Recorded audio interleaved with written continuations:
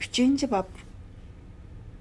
Bir yili to'g'raqliqdagi yovi o'riklar toza chechaklanib ketgan mavsumda mahallada chor soqol, salobatlik bir odam bilan tovar durdunga o'ralgan paranjilik ayol paydo bo'lib qoldi. Ularni va ularning ikki go'dak qizini to'yga yetilib olgan bir yo'lovchi boshlab kelgan edi. Chor soqol odam o'rimi tamliq uylarning oldiga chiqib, hayron bo'lib qarab turishgan soqollari o'sik, kiyimlari ko'na, sallalik va tumoqliq odamlarga salom qilganda ular hovdiqib qilishdi. Bu odam tamtirmay uddul to'xtaqunning uyi tarafga qarab mangdi. Yeshi 80dan eshib beliga tushkidak uzun soqli kumushdek oqargan to'xtaqunmi uni ko'rib hovdiqdi. Bu yurtqa mehmon kamdan kam keladi. Bo'libmi mundaq so'latlik mehmon zodil kelib baxmagan edi. Ular bir-biriga qarshib turganda har ikkisining yuragida bir narsa ergandek bo'ldi. Mehmon ishti kelib buvayning ko'ksiga bosh qo'yib, og'zi gapga kelmay buqultab yig'lab ketdi. To'xtaqunmi yig'i ulashdi. U engishib, titrab turgan qo'llari bilan mehmonning so'l qo'lini tutdi. Egiz ko'tarib ko'ziga tutib qaradi. Qo'lning bir barmoqi kam edi. U birdilla umchib yig'lab, lag'ildab titriguncha o'g'lim Qutlug' Axun deb ingrab mehmonni quchoqlab oldi. Bu uning yo'qab ketganiga 40 yil bo'lgan o'g'li edi. U bu o'g'lini uning naqadar ishchan ham zerakligini, o'tin keskili berib bir barmog'ini chepib olganda yig'lamay qoridab ketgan barmog'ini qo'yniga silib elib kelganligini yuragi pish-pish etishgan holda eslaydi. Şu o'g'lim dunyoning bir yerda hayotli bo'lsa, bir kunlari kelib qolar ha, deb o'z-o'zini bezlaydi. Mana bugun u amroq o'g'lini bag'riga besib, ormonga yetdi. Biroq uning xotini bu kunlarni ko'rolmay o'lib ketdi. U mu hayot bo'lgan bo'lsa, xo'shligidan qandoq bo'lib ketar edi? Hayal o'tmay cho'ng o'g'li Turdi Axun, kichik o'g'illari Turg'un qari, Tursun qarilar, qizlari Maysxon bilan Maram Nisaqallar balvoqlarni agashtirib kirib kelishdi. Qon qarindoshlar ko'rishib mung'lashib, marhum onasini eslashib, yig'izar qilishdi. Hammasining ko'ngli tinganda Qutlug' Axun ularga 40 yil ilgirki ashu bo'ronliq kechida o'shkilarni izlab yurib yo'lni ezib qolganligini, Әтісі şu yerden ötüp ketiyotganda karvonlar onu hussiz holatda tepib elib, tögege mindirib elib ketganligi. U karvonlarga ergishib, nurg'un yurt ellarni kezib, ko'p ishlarni ko'rganligi. Hech haj qilish uchun haramga berib, bir yaxshi kishining himmatiga erishib, shu yerda tijorat va ilm tahsil qilish bilan mashg'ul bo'lganligi. Oxir ota-ona yurt mehri o'zini yana dunyoning bir chetidagi tug'ilgan makoniga boshlab kelganligini izhor qilib, ko'z yoshi bilan soqollarini yuvdi. Dada bola qon qarindoshlari mung'dishib, gaplari tugmadi. Dada o'g'lini hojim deb hurmatlab, gaplariga quloq soladi. Onda sanda gapiga luqma selib qo'ygandan boshqa vaqtlarda ko'zini yumib, beshini bilinar bilinmaslingishib, mamnunligini bildirib o'tiradi. Asi Qutlug' Hacı mərhum anasının tuproq beşiğə xətmi Qur'an qılıb yurtqa nəzir berdi. Şunundan keyin cemaat işlərinə aralashishqa başladı. Bu işlər to'g'raqliq tarixida unutulg'usiz zo'r ishlar hisoblanadi. Darvaqa Qutlug' Hacı to'g'raqliqqa tarixiy xarakterlik o'zgarish elib kelgan edi. U mahalla o'tirisiga ko'rkam masjid, madrasa soldirdi. Masjid oldidagi yumaloq maydon keyingi vaqtlarda yumaloq bozor deb atilib, to'g'raqliqning muhim faoliyat so'rini bo'lib qoldi. Yana yangidan 3 ko'l qo'litib, eriq o'stan choptirib, ravonlashtirib, kishilarni suni navbat bilan tejashlik ishlatishga odatlantirdi. Sirtdan meva ko'chatlarini akeldirib, yov mevalarni ulutib, dehqonlarni mevalik bog'larni barpo qilishga da'vat qildi. Uning bog'chisi to'g'raqliqdagi ayollarga shaharlik ayollarning kiyinish, uy tutish odatlarini o'rgatdi. U ho'yla va yo'l bo'ylarga to'g'raqliqlar azaldan ko'rib boqmagan chiroyli gullarni teraydi. Ko'p o'tmay bu gullar hamma ho'ylarda degudek ichilishga boshlaydi. Qutlug' Hoji mahalladagi yoshlar ham bolalarni madrasaga yig'ib, o'zi dars go'ylik qildi. U har juma namozidan keyin jamoatga va'z nasihat qiladi. Har xil so'rinlarda o'lim yetim, dafna, nikoh, og'riq, siloq, ko'chat tikish, xayri ihson qatorliqlarga oid oyatlarni tafsir qilib, yeshib tushuntirib, ilgari qarg'ularcha yerim yota xato o'qib kelgan kishilarni oyatlarning ma'nosini tushunib, to'g'ri o'qishga yetaklagan edi. Uning ba'zi nasihatlari, oyatlarni tafsir qilishlari ba'zi mollalarning ditiga yoqmaydi. Ular Qur'on oyatlarini faqat asli holatida o'qishga bo'ladi. Uni zag'ri tilimizga o'zgarsak, uningga shak keltirganlik deb g'aybat qilishadi. Lekin ko'p qism kishilar yanada Qutlug' Hojiga ixlos qiladi, uningga ishnatdi. Bir yili Qutlug' Hojining topshirig'i bilan Iroqdagi shaharga berib kelgan Hasan Shotir islom ichilibdi. Alloh taolo biz musulmonlarga Rustumi dostondek palvon, Nushirvondek odil podsho etibdi. Uni Badulat oliylari deb atashadi ekan. Badulat oliylari yegan xotanni elib bo'pti. Qashqarda jini borligi erkak lashkar bo'pti. Ular lashkarni yigit deb atashadi ekan. Yigit bo'lganlarga yangi to'n, salla, o'tik tarqitadi ekan. Badulat oliylarining yigitlari oz kunda oqsu, kuchaga yurish qilg'udak degan xabarni ilib keldi. Shuningdan keyin kanitdagi erkaklar masjidning oldiga yig'ilib, bu ishni o'g'il qilishadigan bo'ldi. Ba'zi qini qiziq yoshlar bolalar yigit bo'lib jahon ko'ramiz deb ota-onasining to'sqiniga qaramay shaharga qochib ketishdi. Ularning ba'zilari beribla uzoq o'tmay qaytib kelishdi. Imen Babkarning nevrisi Salih Axun bilan Podichining o'g'li Muhammad bir ketgancha qaytib kelmadi. Keyin ularni o'lib ketibdi degan gaplarmi, janglarda botirlik ko'rsatib, esil qilish esib, yosada qot minib yurarmish degan gaplarmi chiqdi. Hasan Shotir shahardan kelib ko'p o'tmay Qutlug' Hoji shaharga ketdi va shaharda uzoq turib qoldi. To'g'raqliqlar shaharga berib kelganlarning og'zidan Badulat oliylarining olim o'lima, ilm ahlilarini cho'ng bildiganligini, Qutlug' Hojining Badulat oliylarining atvorlishiga erishib, o'g'illarining biriga ta'lim berishga tayinganligini anglashdi. Shu yili yozda to'g'raqliqqa to'yga qo'shilgan, olab-aldoq bezalgan, ilgari hech kim ko'rib boqmagan bir g'alita harva keldi. Harvaga yangi oy va yulduz surati tushirilgan chet, sagas, gullik ro'mol, mas o'tik, kollak qand, manpasa, pashmat, aynak targ'oq, choy, tuz degandek mollar besilgan edi. Harvani chiroyi qaramtul, mangzi qizil, ko'zlari o'ynab turadigan, chiroyimi, taqi turqimi, duglakkina ko'rinadigan er kishi haydab kelgan bo'lib, u harvasini uylarning oldida to'xtatib, allaqanday qiziqarli gaplarni qilib, atrofiga odam yig'atdi. Ballarga ushshaq parchalangan qand, novat, meg'iz degandek narsalarni berib qiziqtiradi. Ayollarga nesiga mol beradi yoki ularning yaxshi ko'rgan narsasini uydagi biror narsa bilan almashtirish talabiga rozi bo'ladi. Shunda qilib u mahaldagilar bilan tezla tanishib ketdi. Kishilar uni Chor bozorchi Muhammad deb atashadi. Chor bozorchi Muhammad bu yerda bir mezgil turib yo'q bo'lib ketdi va ikkinchi yili yozda Olichipar harvasini haydab yana paydo bo'lib qoldi. Bu qitim u yuzi yeyib bilgan bir ayol bilan o'ziga o'xshash baqasam to'n kiygan, qaramtul chiroyini sapkin bosgan, kulganda tishlari oppoq ko'rinadigan kichik o'g'il bolani birga ilib kelgan edi. U xotin bolalarni kandikka o'rlashtirib qo'yib, o'zi pat-pat yo'q bo'lib ketadi va yana bir chaqlarda Olichipar harvasini haydab mahalning chetidagi quyonlar oynib turadigan qumliq yo'lda paydo bo'ladi. Uning yo'q bo'lib ketadigan vaqti bargan sari uzrab, oxiri tamoman izdiraksiz bo'lib ketdi.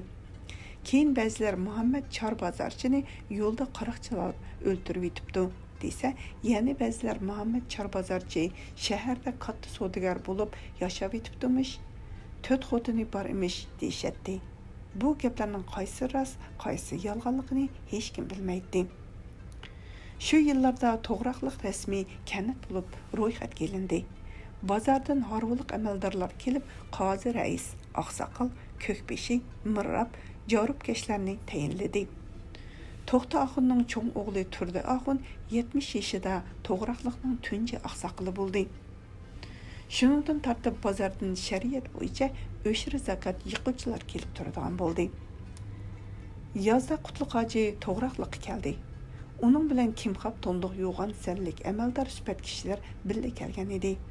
Ularning ichida nozik, inchki bo'y, qosh ko'zlari kelishgan yosh bakka hammasi alohida izzat hurmat ko'rsatishadi. Hoji mehmonlarni beg'idagi oldin yostib tayyorlangan shohona supug'i boshlagan bo'lib, mehmonlar cho'g'da qizil gilam, yumshoq ko'rpalar ustida yo'g'on takilarga yo'linib o'tirishadi. O'tirg'i silingan kang dasturxon har xil taomlar, qo'y, kala, kiyik jaran, kaptar uloq ular go'shtlaridan qilingan turli nozu ne'matlar bilan to'lgan edi.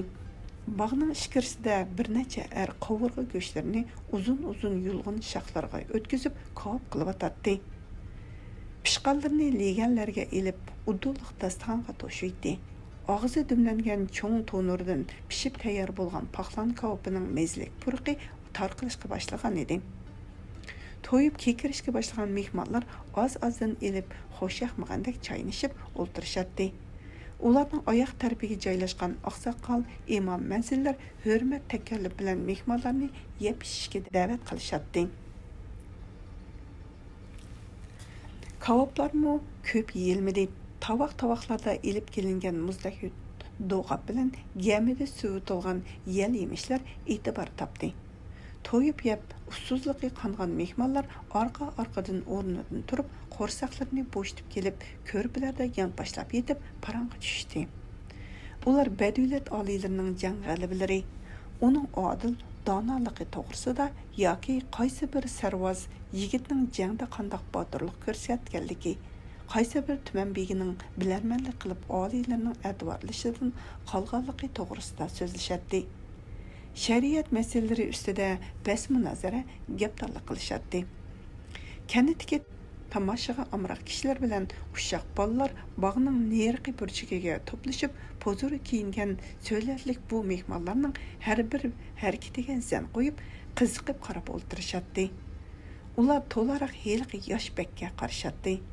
Ular uning badavlat oliylarining kichik begzodisi ekanligini bilib bo'lishgan hamda yosh bakka bu gaplarning toza xushyoqmayotganligini sezib qilishgan edi. Begzoda yindikilarga bir narsalarni deb qo'yib, ularni o'zi bilan qo'pishdan to'sib, to'pdan sug'urilib chiqdi. Sal neriga berib, put-qo'llarini harakatlantirgan bo'ldi. Uyan-buyan manganda yeniga isiqliq rangdor ko'z qo'yilgan agri qilichi vol-vol chaqnaydi. U orqaga o'tmoqchi bo'lib, mengishqa 2-3 xizmatkor orqasidan tangli yugurishdi. U xizmatkorlarga bo'ldi bas, agashmanglar degan ma'noda ishorat qilib, orqaga o'tib, tarat sundirib, eriqda shildirlab iqiyotgan suvda qo'lni yudi. Bog' temining o'rilib tushgan yeridan sirtqa chiqib, salmoq qadam bilan mahalning tuvandagi soybuloq tarafga qarab mangdi. Uningga qarashib turgan ushoq bolalar bir-biriga qarashib kulishdi-da, uning oldiga chiqish uchun boshqa yo'llar bilan yugurib ketishdi. Saybuloqning suyi mahalning g'arbidagi bir tup to'g'raqning tuvidan boshlanib, agri-bugri bo'lib eqib, eriq hosil qilib, mahalning o'rtasidagi ko'lga qo'yiladi. Buloqning atrofi irmosh-chirmosh bo'lib ketgan chapqal dal daraxtlarning qo'rshovi ostida qorong'ulashib turadi. Egiz o'sib ketgan qo'yiq o't-cho'plar orasida seriq, ko'k yovi gullar bilan qandak qizil, nozik layli qozoqlar ko'zga tashlanadi. Qushlarning chiroyli ovozda sayrashi, buloqdan ko'tarilgan salqin havo jonni huzurlantiradi. Oldingi kuni Begzoda buloq bo'yida zo'ngso'yib o'tirgan chig'da qizil rumini ko'ziga tushirib olgan nozukina bir qiz bola qapoq ko'tarib uning oldiga chiqib qoldi. Qiz uni ko'rdi-da, kiyikdek urkib o'zini qo'yiq so'gat shoxlarning orqasiga atdi. Begzoda kulimsirgan peti uning oyoq tevishiga, shoxlarning shildirlashlariga quloq selib o'ltirib qoldi.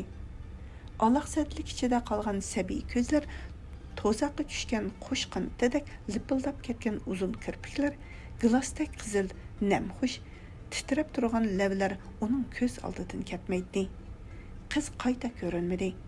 Aшу canını alğıdak acayip qizni to'liq ko'rish uchun Begzada bugun buloq bo'yiga tushmay, qo'yiq chatqal orasidagi daraxt ko'tigiga joylashdi. Bu yerdan buloq bo'yi ochiq ko'rinib turadi. Atrofda uni beqaror qilgan aшу qizga o'xshab ketadigan layli qazoqlar texmi ko'p ichilib ketgan edi. U bosh ustini yeshil pardadek to'sib olgan yo'pirmoqlar orasidan buloq tarafga taqozolik bilan qaradi. Arqa tarafida qandoqdir bir yerda quruq shoxlarning g'irisildligini, bir kimlarning pixildab kulgan ovozini anglagandek bo'lib, ittik kayniga burildi-yu, hech kim ko'rinmagandan keyin ko'ngli joyiga tushgandek bo'lib, ulug' kichik tindi. Taqatsizlik bilan ko'zini yana udulga tikdi. Yiroqdan ehtiyot bilan besilgan yengil qadam tevishi, qushlarning qanot qiqishi anglandi. Begzada sal ko'tarilib butun vujudi bilan olg'a ümitildi.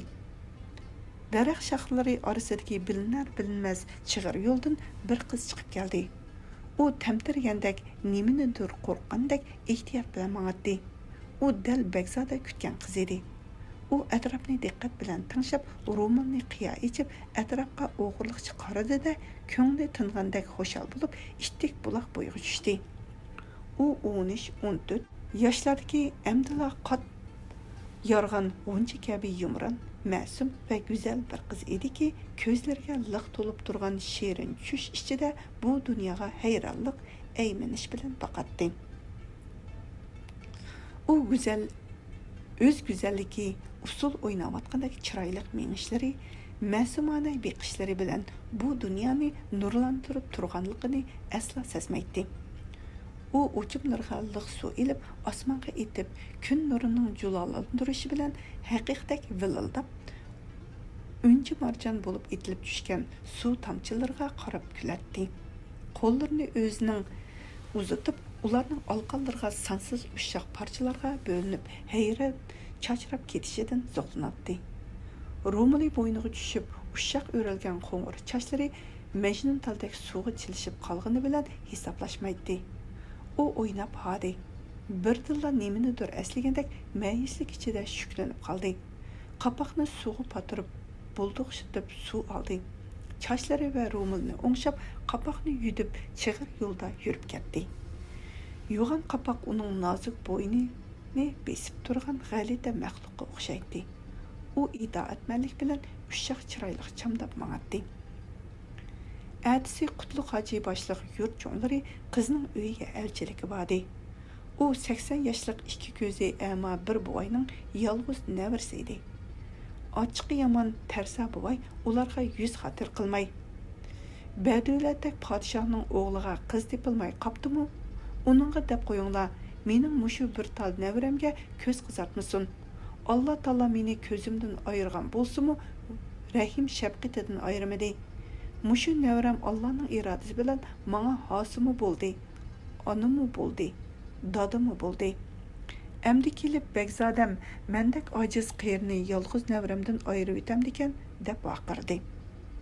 Begzada yıqılarının bu gapni anlap birdilla tutulup gap söz qılmadı. Mehmanlar derhal qaytish taraftarlığa tayyorlıqqa tushdi. Qutlu Qaji va mahalla cho'nglari ularni har qancha qilibmi tutib qololmadi. Ammo buvay hayotning oxirida qiz nafsini o'z ko'ngliga bukkan yerga yotliq qilib, bu dunyodan xotirjam ayrildi.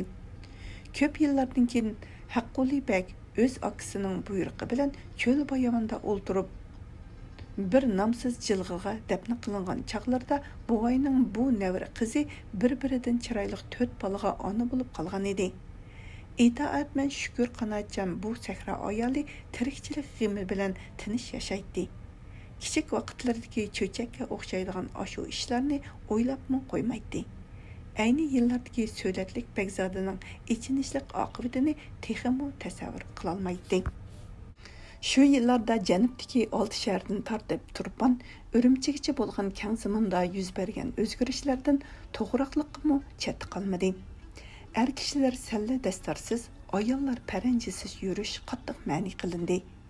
Kendir terip neşe yasaydiganlar, üzümdün bozu müsellesi çıkarıp satıdiganlar, qimorvozlar, to'g'raqliq va har xil noshayin ishlar bilan mashg'ul bo'ldiganlar sazoi qilinib, xaloyiqqa ibrat qilindi. To'plashib nag'ma navo qilib mashrab o'ynashda kishilarni shaytonning yo'liga boshlaydigan qilmishlar yo'qitildi. Bozor tarafdan horvoliq ot, to'gilik o'shira zakot yig'adigan bek mirzalar, devon beklari to'xtamay kelib turadi. Oqsoqol do'rg'ular, imom mazillar, mo'min musulmonlarni ataqlı g'ozi badavlat olilarining nusrat qozonib, jahonni islom nuriga purkishi, qo'shinlarining g'ayrat shijoatga to'lishi uchun o'shri zakot, seliq yasoq, g'alla tanaplarni vaqtida topshirishga undaydi. Dastlabki yillarda kishilar to'yga otlarni, eg'ildagi qo'y konlarni, buğday qo'noq o'tin samollarini o'z ixtiyorligi bilan taqdim qilishdi. Xudo yo'lida tishlarini tishlab jafoliq kunlarga bardoshlik berdi. Ammo ular kutgan nusrat tengi yo'riydigandek, tinish bayashat kunlar yetib keldigandek qilmaydi. Yasoq seliq, o'shir zakotlar borgan sari ko'payib, xalqning yiligini quritdi. Devon begi, mirza do'rg'alar jon oldigandek vahshiylashib, hech nimasi qolmagan xalqni bulang-talang qilishga tushgan edi. Zulm dasidan yurtini xonavayronchilik qoplab, uylardan bo'ron uchib turadigan bo'lib qolgan edi. Qutlug' hoji yaqin yo'riqlarini boshlab, to'g'raqliqqa pat-pat keldigan, har kelganda xeyli uzoq turadigan bo'lib qoldi. Mehmonlar amdilikda urush ma'lumotchilikdan, qo'qonliqlardan qaqshaydigan bo'lib qilishgan edi. Kimlarningdir bir kechadala qo'qonliq bo'lib olib, amalga ham mol dunyoga erishayotganligi, qo'qonliq anjonliqlarning huquq imtiyozining yuqoriligi to'g'risida shikoyat qilishadi. Ba'zilar ilgirki Chin podshohlarining tarifini qilishadi. Bundaq chaqlarda Qutlug' hoji qo'qonliq anjonliq kim, olti shaharlik kim? Hammamiz bir tilda so'zlashadigan, bir Allohga ishonadigan, zaminimiz tutishib ketgan xalqlarga nimishqa bir-birimizga ishonmaydiganimiz desa, yana ba'zilar biz olti shaharlik degan shundoq bo'zak xalqmi? Nimishqa heli u, heli bular shillimizga minib oladi? Badavlatdek odamlar bizning oramizda yo'qmi zodi deyishib qaynashadi. 4-bob. Qutlug' hoji borgancha shaharga kamdan-kam boradigan bo'lib qoldi. Bo'libmi dadasi vafot bo'lgandan keyin uydan sirtqa chiqishni ancha xolmaydigan bo'lib qoldi. To'xtaxon hayot vaqtida o'zini 110 yoshga kirdim deydi. Qiyirlar o'zlarining yangi kelgan vaqtlarini eslashib, o'zlarining yoki dada aqalarining yoshiga selishtirib, taxminan 118 yosh deb hisoblashadi. Amaliyotda uning zodi qancha yosh umr ko'rganligini hech kim bilmaydi. Xizirdak chiroyli qiyirgan bu buvay kelinni yuyib bergan oq kaktiki bilan oq ishtinni kiyib, hosiga tayinib kelib, masjidning yenida o'tiradi. Uni ko'rgan qiyirlarmi, yoshlarmi, hatto uşaq bolalarmi hurmat bilan egilib salom qilishadi. U doim o'tirgan yeriga kelib, hosiga tayanguncha yashang'irgan ko'zlarini nagadir tikib uzoq o'tiradi. Uning ko'zlari ko'z oldidagi odam va ishlari emas, uzoq yillar ilgirki ishlarni, ota-ona, qarindoshlarini, balalik, yoshlik chog'larini ko'radi. Hozir u doim o'tiradigan, obdan tushadigan ashu yer bo'shab qoldi. Masjidning atrofining muhim bir qismidan ayrilib qolgandek, cho'ldarab qolgandek bo'lib qoldi. Har qitim ashu bulunga ko'zi tushganda Qutlug' hojini yig'i tutadi. Shunga u masjidga chiqmay namozni uyda o'qiydi. Namozdan keyin peshayvonda o'ltirib kitob o'qiydi. Koni kitoblarni varaqlab rangdor, ko'rkam ishlangan muqovalarni silab, gul naqish xat nusxalaridan huzurlanib o'tirib, ko'zi ixtiyorsiz ho'yli oromni besiqtirib, gullarga suv quyib yurgan yosh cho'konga tushadi. Qash ko'zlari to'kilib turadigan sumbulchash, to'liq kelgan bu cho'kon to'y qilibla eri o'lib ketganlikdan tul o'tadi. Anısı uni hojining uy ishlariga qarshi bersin deb akilib qo'ygandan beri yashnib qolgan xizmatkor ayolning qo'lida oqsab qolgan uy ishlari iziga tushib qoldi. U hojini issiqsiz qoldirmaslik uchun kuniga 3-4 vaqt qozon asatdi. Qo'limi tamlik edi. Qizlari shaharga yotliq bo'lib ketgandan keyin Qadinas ayoli saqlig'ini yo'qlig'ini bahona qilib shaharda turib qoldi. Yolg'izsirab qolgan hoji ushqur yillarning rahimsizligini, o'zining yashnab qolganligini o'ylab, ishlariga voris bo'lg'idek o'g'il farzandining yo'qligidan hasrat chekatdi. Uning uy xiyolini urug' tuqqanlari sezmay qolmadi. Ular mahallaki cho'nglar bilan maslahatlashib, tul cho'konni uningga nikohlab qo'yishdi. Bir yildan keyin bu cho'kan uningga bir o'g'il tug'ib berdi. Qutlug' hoji yeshi bir yerga borganda erishgan yolg'iz o'g'lidan so'yinib, ismini Abdulkarim deb qo'ydi va uni ko'z qarchug'idek asrab tarbiyaladi. U mushu xushalliqi tufayli eshik oldiga 9 tüp terak qo'ydi. Bu teraklar osmon palak bo'yi tortib, oradan nurg'un yillar o'tgandan keyingi po'lat tavlash davrida kesilib ketganga qadar xuddi jahonning issiq sovuqini yetkicha tortgan mo'ysbit buvaylardek ulug'vor sukut ichida qad ko'tarib turdi. Qutlug' hoji o'g'liga o'zi bilganlarni o'gitib bo'lg'iniga ko'zi yetganda Qashqar xonliq madrasasiga opirib, dangliq o'lima Bovudun Maqsumning qo'liga topshirdi. Qutlug' hoji bekor bo'lib qolgan vaqtlarida mehmonxonadagi sandiqda advorlab saqlaydigan ko'n muqovliq qilin daftarini ilib, qalamini ushlab, ta'alliq nusxasida chiroyli xatlarni yozatdi. U xeyli burundan tartiblar oilasida yurtda yuz bergan ishlarni, o'zining ba'zi o'y fikrlarini, o'ziga cho'nqur ta'sir qilgan biror ikki kublit she'r yoki hikmatlarni, yurtdagi cho'nglarni vafoti, to'y marika, navri chavrilarning tug'ilgan vaqti, yurtdagilar to'lagan o'shir zakat, seliq yasoqlarni xotirlab qo'yatdi.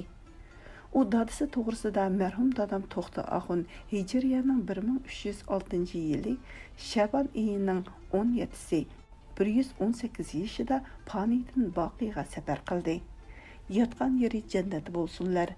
Cho'ng dadam Tahir hoji bilan cho'ng onam Muhtaram xinim va bola chaqalari Qashqar shahrida g'o'jilar yig'liqida qatl qilingan. Dadam kichik bo'lganligi uchun marhum cho'ng onam uni ko'pning ichiga yo'shirib qo'ygan. U jon uzar oldida dadamga "Beshingni elib chiqib ket. Qancha yiroqqa ketsang shuncha yaxshi. Hargiz qaytib kelma" deb vasiyat qilgan. Dadam jahon kesib tinish yer izlab, oxiri qumliqning o'tirsidagi to'g'raqliqda turib qolgan deb xotirlagan. Qutlug' hoji to'g'raqliqda yuz bergan yana bir cho'ng ishni, qumliqdagi qadimiy shaharni tekshirish uchun kelgan chet ellik ekspeditsiyachilarning to'g'raqliqqa kelganligini tafsiliy xotirlagan edi. Kuzda kentimizga to'gichi yo'l boshlovchilarning hamrohligida Angliya degan parang davlatidan tekshiruvchilar keldi. Ular o'zlarining tilini ham bizning tilimizni bildigan bir tilmonchi ilib kelibdi. Bu tilmoch toza layoqatlik emasda qiladi. Shundoq bo'lsa-mu, biz ular bilan qurbimizning yetishicha suhbatlashib, ularning qumliqdagi qadimiy makonni tekshirgani kelganligini bildik. Qo'lida bedavlat oliylari yezib bergan ruxsat xati bor ekan. Bizning diyorimizdagi qadimki xarobalarning paranglar bilan nima aloqasi bor ekan? Shundaqdimi, odatimiz bo'yicha ularni osh tamom berib kutib oldik. Kam-ko'tlarni to'liqlab yo'lga soldik. Mahaldagilar ularni saq qaytib kelolmaydi deyishdi. Hammani oldin bilguchi, hamma karomatlarning egisi bo'lgan Allah bandilarini o'z panada saqlag'ay. Amin. Qutlug' hoji mushu qurlarni bitirib, oradan bir oy o'tganda qumliqqa yurib ketgan 10 necha odamdan 3 qaytib keldi. Ularning ikkisi parang, biri yerlik to'gichi edi. Ularni qo'ychilar qumliq kirvekidan tepib olib, So'gat shehida to'qigan kajuvaga selib elib keldi. Bu yillarda Oyshaxon baxshi allaqachon o'lib ketgan bo'lib, uning ishini yolg'iz o'g'li davomlashtirayotdi. Kishilar uni Qurbon baxshi deb ataydi. U chiroyi qaramtul, tembel, sal mukchib, beshini yerdan olmay mang'dan odam edi.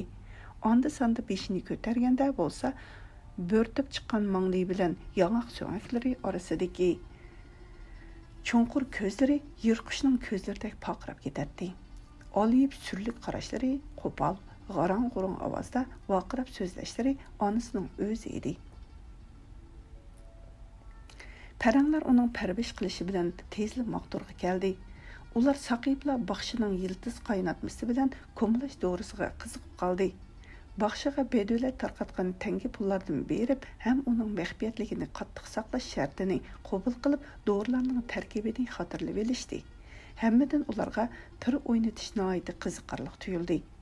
Pir vaqtida ular baxshining buyrug'iga itoatmanlik bilan bo'ysunishardi va dapchilinishi bilanla olli tog'il desa usulga tushib ketadi.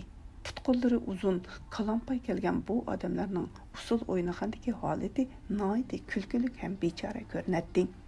Agar baxshi o'gitishni rad qilmagan bo'lsa, uning bu hunari buyuk Britaniyaliklarni cho'qim hayron qoldirgan bo'ladi.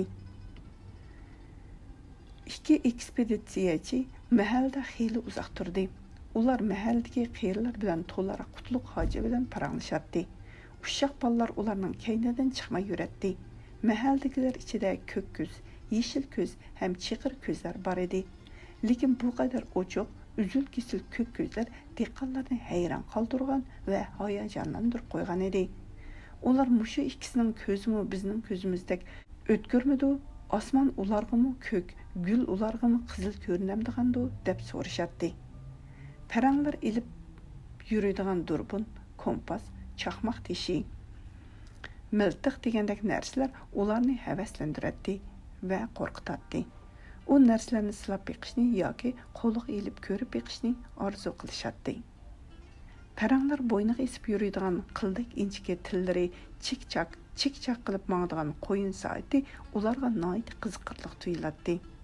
Paranglar kun tik bo'lganda inchika tillarning tik bo'lganligini ko'rsatib, soatning vaqtini to'g'ri ko'rsatganligini tushuntirganda, sal chechanrak odamlar darhol gapning tagiga yetib, "Yopirim, bu parang degan shaytonning o'zi ekan.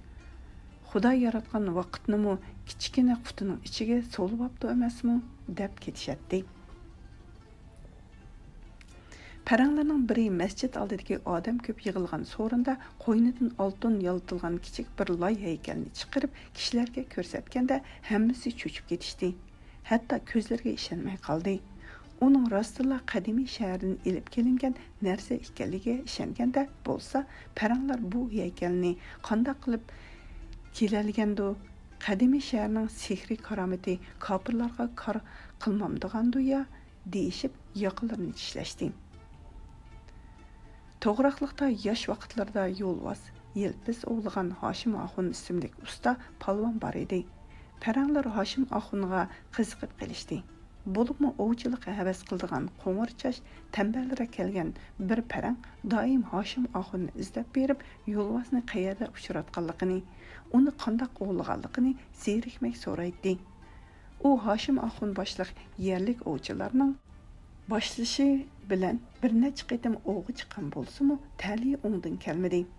Oxiri xotiri uchun Hoshim Axundan bir parcha yo'lvoz terisi setib oldi va yurtiga qaytganda uni mehmonxonasining temiga esib qo'yganligini so'zlab berdi.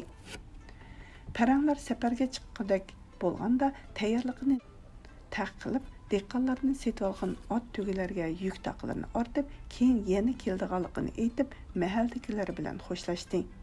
Dehqonlar bir necha oydan beri o'zlari oshdan berib boqqan, atigan oqshomlari sharat bilan paranglashib, ugunishib qolgan bu kishilarni xiyolmagan holda uzitib chiqishdi.